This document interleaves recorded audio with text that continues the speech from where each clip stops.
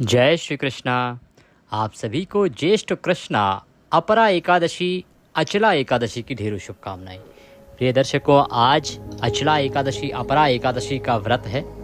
आज के इस वीडियो में हम सुनेंगे एकादशी के इस अवसर पर सुने जाने वाली अपरा एकादशी की व्रत कथा। इस कथा के श्रवण करने मात्र से ही मनुष्य के 7 जन्मों के पाप नष्ट हो जाते हैं। भगवान श्री हरि का आशीर्वाद उसे प्राप्त होता है और उसका व्रत सफल होने पर उसके जीवन में भगवान श्री हरि के आशीर्वाद से अनेकों शुभकामनाओं का आगमन होता है। ये एकादशी आपको अपार धन, अपार संपत्ति, अपार वैभव देने वाली है। अपार संपत्ति के साथ अपार सम्मान देने वाली है। इसीलिए आपको इस एकादशी का अवश्य ही व्रत करना चाहिए। व्रत यदि नहीं भी किया है तो भी कथा श्रवण आपको अवश्य करना चाहिए। इसकी कथा बहुत अधिक पुण्यदायी है। इसके श्रवण करने मात्र से ही आपका कल्याण हो जाता है। तो कथा आरंभ करेंगे और कथा के बाद हम सुनेंगे विष्णु सहस्त्रनाम। विष्णु सहस्त्रनाम जिसमें भगवान श्री हरि विष्णु के 1000 नामों से उनका आवाहन किया जाता है, पूजन किया जाता है। इसीलिए विष्णु सहस्त्रनाम इस एकादशी पर सुनना अति कल्याणकारी है। दोनों ही वृतांत हम यहाँ सुनाएंगे। आपको एकादशी की कथा भी सुनाएंगे और साथ में उसके बाद सुनाएंगे आपको विष्णु सहस्त्रनाम। तो भगवान की कथा का यह वीडियो है। कथा आरंभ करें उससे पहले आपसे निवेदन है कि कृपया इस वीडियो को एक बार लाइक अवश्य कर दीजिएगा। अपने व्रत की सफलता के लिए, भगवान श्री हरि का आशीर्वाद प्राप्त करने के लिए कमेंट बॉक्स में अवश्य लिखिएगा जय श्री हरि या ओम नमो भगवते वासुदेवाय। भगवान श्री हरि के आशीर्वाद से आपकी सभी मनोकामनाएं पूर्ण होंगी। आप देख रहे हैं देवभूमि ज्योतिष संस्थान का प्रतिष्ठित यूट्यूब चैनल देवभूमि धार्मिक। हम यहाँ पर जो जानकारी देते हैं वह ज्योतिष शास्त्र, पुराण और पंचांग पर आधारित होती है। कौन सा व्रत त्योहार कब है, कैसे करना है, किस विधि से करना है, इसके बारे में सभी संपूर्ण शास्त्रीय जानकारी प्रदान करते हैं। कथाएं वो सुनाते हैं जो पुराणों में वर्णित होती हैं, जो पुराणों के माध्यम से हमें बताई गई हैं। पूजा विधि, व्रत के नियम आदि सभी की जानकारी हम पुराणों से प्रदान करते हैं। पंचांग के आधार पर गणना करके बताते हैं कि व्रत आदि कब करना है। तो सभी व्रत त्योहारों की सही शास्त्रीय जानकारी प्राप्त करते रहना चाहते हैं तो कृपया चैनल को अवश्य ही सब्सक्राइब कीजिएगा। और सब्सक्राइब करने के बाद एक बेल का निशान, घंटी का निशान बना हुआ आएगा, उसको अवश्य दबाइएगा। तभी आपको हमारे सारे वीडियो मिलने आरंभ होंगे, अन्यथा आपसे वीडियो छूट जाएंगे। तो सब्सक्राइब करें और बेल आइकन को अवश्य ही प्रेस करें। आइए प्रिय भक्तों, आरंभ करते हैं एकादशी की कथा। चाहे इसे अचला एकादशी कहें, चाहे अपरा एकादशी कहें, नाम अनेक हैं परंतु ये एकादशी बहुत कल्याणकारी है। आइए आरंभ करते हैं आज का महात्म्य एकादशी व्रत कथा। अथ ज्येष्ठ कृष्णा एकादशी व्रत कथा। युधिष्ठिर कहने लगे, हे भगवान श्री कृष्ण, ज्येष्ठ कृष्णा एकादशी का क्या नाम है? हे माधव, उसका महात्म्य क्या है? उसकी कथा क्या है? उसका वृतांत क्या है? हे कृष्ण, यह एकादशी कैसे करनी चाहिए? क्या नियम हैं? आप कृपा करके मुझसे कहिए, मैं सुनने के लिए उत्साहित हुआ जा रहा हूँ। भगवान श्री कृष्ण कहने लगे कि हे महाराज युधिष्ठिर, इस ज्येष्ठ कृष्णा एकादशी का नाम है अपरा एकादशी, क्योंकि यह अपार धन देने वाली है। जो मनुष्य इस व्रत को करते हैं वे संसार में प्रसिद्ध होते हैं। ये अपार सम्मान देती है, ये अपार वैभव देती है और अपार प्रसिद्धि देती है। अपरा एकादशी के व्रत के प्रभाव से ब्रह्म हत्या, भूत योनि, दूसरे की निंदा आदि के सब पाप दूर हो जाते हैं। यदि किसी व्यक्ति ने किसी ब्राह्मण की हत्या कर दी हो तो वह पाप भी इससे नष्ट हो जाता है। कोई भूत योनि में पड़ गया हो तो इस एकादशी के व्रत का संकल्प करके उसका पुण्य यदि उस जीवात्मा को अर्पित कर दिया जाए तो वह भूत योनि से भी मुक्त हो जाता है, अर्थात उस जीव की मुक्ति हो जाती है। जो दूसरों की निंदा करता है, पर निंदा शास्त्रों में बहुत बड़ा पाप बताया गया है। तो जो पर निंदा का पाप है वह भी इस एकादशी का व्रत करने मात्र से दूर हो जाता है। इस व्रत के करने से पर स्त्री गमन अर्थात दूसरे की पत्नी के साथ संबंध बनाने से लगने वाला पाप, या किसी की झूठी गवाही देने से लगने वाला पाप, या कभी आप झूठ बोलते हैं तो झूठ बोलने से लगने वाला पाप, कई बार बहुत से व्यापारी लोग कम तोलते हैं, वजन तोलते हैं, कम तोलते हैं। कोई सामग्री लेने आता है, सामान लेने आता है, तो वो तोलने में कम देते हैं, तो उससे बहुत बड़ा पाप लगता है। वह कम तोलने वाला पाप, झूठे शास्त्र रचना, आजकल बहुत चलती हैं चीज़ें, अपने अपने अलग अलग शास्त्र रच दिए जाते हैं केवल इसलिए कि लोगों को डराया जाए, धमकाया जाए, किसी भी प्रकार से उनसे धन ऐंठा जाए। तो जो झूठे शास्त्र रचते हैं वह भी बहुत बड़ा पाप है। उससे भी जो पाप लगता है उसकी भी मुक्ति इस एकादशी से हो जाती है। ठग ज्योतिष के नाम पर जो ठगी करते हैं, ये रतन पहन लो, वो रतन पहन लो, हो आपके ग्रह तो बहुत खराब हैं, ये वाला जाप करवाओ, वो वाला जाप करवाओ। जाप करेंगे नहीं, दक्षिणा लेके जेब में रख लेंगे। ये बहुत बड़ा पाप है। इस पाप की मुक्ति तथा कपटी वैद्य बनना, आप देख रहे हैं आजकल नकली झोला छाप डॉक्टर बने रहते हैं हर जगह। झोला छाप डॉक्टर जो है उसे कहते हैं कपटी वैद्य, जो कपट करता है, छल करता है, जो पेशेंट है उनकी ज़िंदगी के साथ खिलवाड़ करता है उनसे धन ऐंठने के लिए। इस प्रकार के जो बड़े बड़े पाप हैं, ये सब पाप भी इस एकादशी का व्रत करने से नष्ट हो जाते हैं। इतनी अधिक महिमा है इस एकादशी की।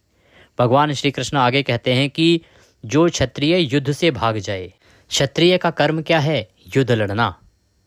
अगर कोई क्षत्रिय युद्ध से भाग जाए अर्थात वह अपने कर्म से विमुख हो गया, और कर्म से विमुख होना शास्त्र में बहुत बड़ा अपराध है। पुराणों में वर्णन आता है कि इससे बड़ा कोई पाप नहीं है। तो ऐसा क्षत्रिय जो युद्ध से भाग गया, जिसने इतना बड़ा पाप कमा लिया हो, वे नरकगामी होते हैं, परंतु अपरा एकादशी का व्रत करने से वे भी स्वर्ग को प्राप्त करते हैं। तो ऐसा व्यक्ति जिसको जाना तो चाहिए नरक में, परंतु उसने यदि अपरा एकादशी का व्रत कर लिया तो उसे भी स्वर्ग की प्राप्ति हो जाती है। जो शिष्य गुरु से विद्या ग्रहण करते हैं और फिर उनकी निंदा करते हैं, आजकल आपने देखा होगा विद्यालय में बहुत चलन है, उन्हीं मास्टर जी से पढ़ेंगे और उन्हीं की बाहर जाके निंदा करेंगे, उन्हीं टीचर से पढ़ेंगे, बाहर जाके उन्हीं की निंदा करेंगे। अपने गुरु की निंदा करना, जिन गुरु से आप शिक्षा दीक्षा ले रहे हैं उनकी निंदा करना, यह घोर नरक का कारण बनता है। ऐसा कभी नहीं करना चाहिए। जो व्यक्ति ऐसा करता है वह अवश्य ही नरक में जाता है। मगर अपरा एकादशी का व्रत करने से वे भी इस पाप से मुक्त हो जाते हैं। जो फल तीनों पुष्कर में कार्तिक पूर्णिमा को स्नान करने से या गंगा तट पर पितरों को पिंडदान करने से प्राप्त होता है, वही अपरा एकादशी का व्रत करने मात्र से प्राप्त हो जाता है। मकर के सूर्य में प्रयागराज के स्नान से, मकर अर्थात मकर संक्रांति पर जब आप प्रयागराज त्रिवेणी में स्नान करेंगे, उससे जो पुण्य मिलेगा उतना पुण्य केवल इस एक व्रत के करने से मिल जाता है। शिवरात्रि का व्रत करने से, सिंह राशि के बृहस्पति में गोमती नदी के जल में स्नान करने से और कुंभ में केदारनाथ या बद्रिकाश्रम की यात्रा करने से जो पुण्य मिलता है वह इस एक अपरा एकादशी के व्रत को कर लेने मात्र से ही प्राप्त हो जाता है। हे युधिष्ठिर, सूर्य ग्रहण में कुरुक्षेत्र के स्नान, सूर्य ग्रहण के समय कुरुक्षेत्र के स्नान की महिमा सुनी होगी आप सभी ने, कि सूर्य ग्रहण के समय यदि आप कुरुक्षेत्र में जाके स्नान करते हैं तो वह अति कल्याणकारी है। तो सूर्य ग्रहण के समय कुरुक्षेत्र के स्नान से जितना पुण्य मिलता है उतना इस एक एकादशी का व्रत कर लेने मात्र से प्राप्त हो जाता है। स्वर्ण अथवा हाथी घोड़ा दान करने से, यज्ञ में स्वर्ण दान करने से अथवा अर्ध प्रसूता गौ दान से जो फल मिलता है वही फल अपरा एकादशी के व्रत करने से मिलता है। यह व्रत पाप रूपी वृक्ष को काटने के लिए कुल्हाड़ी है, पाप रूपी ईंधन को जलाने के लिए अग्नि है। हे युधिष्ठिर, पाप रूपी अंधेरे के लिए ये सूर्य के समान है, मृगों को मारने के लिए यह सिंह के समान है, यह जीवन पानी के बुलबुले के समान है। अतः मनुष्य को पापों से डरते हुए इस व्रत को अवश्य करना चाहिए, अवश्य करना चाहिए, अवश्य करना चाहिए। भगवान श्री कृष्ण आगे कहते हैं कि हे युधिष्ठिर, अपरा एकादशी का व्रत तथा भगवान का पूजन करने से मनुष्य सब पापों से छूट जाता है और सब पापों से छूटकर भगवान श्री हरि के परम धाम विष्णु लोक को जाता है। उसकी आत्मा को मुक्ति प्राप्त होती है। वह इस जीवन में सभी सुखों को भोगता है और अंत में उसे वैकुंठ की प्राप्ति होती है। हे राजन, यह अपरा एकादशी की कथा है जो मैंने लोकहित के लिए आपसे कही है। इसके पढ़ने अथवा सुनने से ही मनुष्य सब पापों से छूट जाता है, उसकी 7 पीढ़ियां तर जाती हैं और वह भगवान श्री हरि का आशीर्वाद प्राप्त करता है। बोलिए श्री कृष्ण कन्हैया लाल की जय, बोलिए विष्णु भगवान की जय। इसी के साथ अपरा एकादशी की यह कथा यहाँ पूर्ण होती है। अपरा एकादशी की कथा जिसे हम अचला एकादशी के नाम पे भी जानते हैं, कुछ लोग अचला एकादशी कहते हैं, कुछ लोग अपरा एकादशी। कथा सुनने के बाद आप विष्णु सहस्त्र नाम का पाठ सुनिए। विष्णु सहस्त्र नाम का पाठ भी हमने अपने इसी चैनल पर अपलोड किया है, तो विष्णु सहस्त्र नाम चलाइए और विष्णु सहस्त्र नाम का पाठ सुनिए। यदि आप अभी विष्णु सहस्त्र नाम नहीं सुनना चाह रहे हैं, बाद में सुनेंगे, तो आइए अब हम आरती कर लेते हैं, अन्यथा ये आरती विष्णु सहस्त्र नाम सुनने के बाद कीजिएगा। आरती लगाइए, आरती लगा के और आरती आरंभ करते हैं। ओम कर्पूरगौरम करुणावतारम संसार सारम भुजगेन्द्रहारम सदा वसंतम हृदयारवृंदे भवं भवामी सहितं नमामि। ओम जय जगदीश हरे, स्वामी जय दीनानाथ हरे, भक्तजनों के संकट क्षण में दूर करे। ओम जय जगदीश हरे, जो ध्यावे फल पावे, दुख बिन से मन का, स्वामी दुख बिन से मन का, सुख संपत्ति घर आवे, कष्ट मिटे तन का। ओम जय जगदीश हरे, मात पिता तुम मेरे, शरण गहूँ किसकी, तुम बिन और न दूजा, आस करूँ जिसकी। ओम जय जगदीश हरे, तुम पूर्ण परमात्मा, तुम अंतर्यामी, स्वामी तुम अंतर्यामी, पार ब्रह्म परमेश्वर तुम सबके स्वामी। ओम जय जगदीश हरे, तुम करुणा के सागर, तुम पालन करता, मैं मूरख खल कामी, कृपा करो भरता।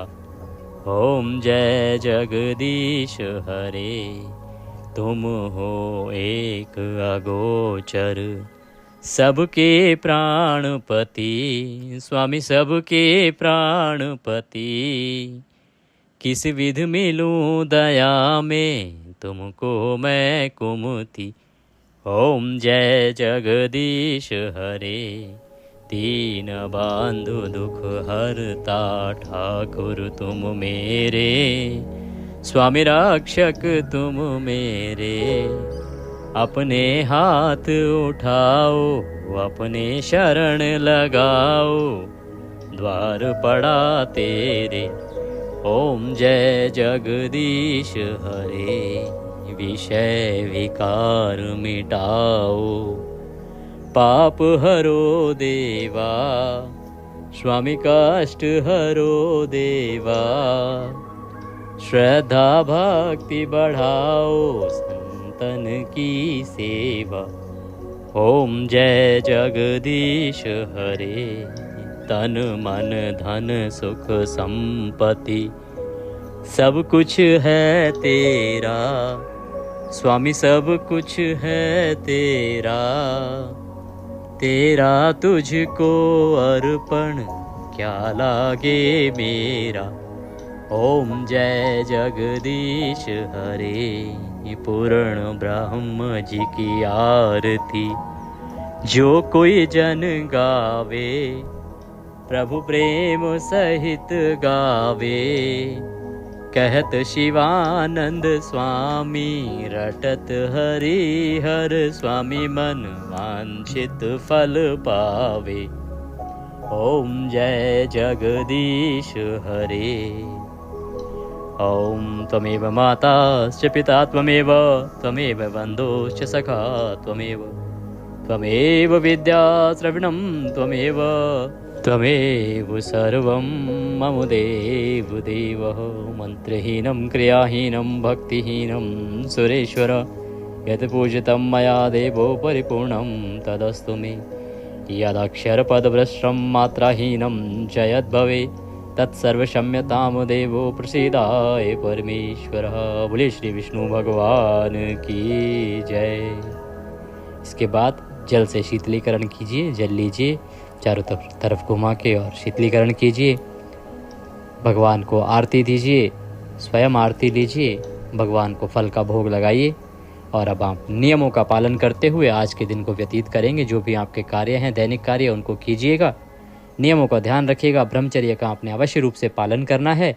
ब्रह्मचर्य का पालन करते हुए अन्य नियमों का ध्यान रखते हुए दिन को व्यतीत कीजिए।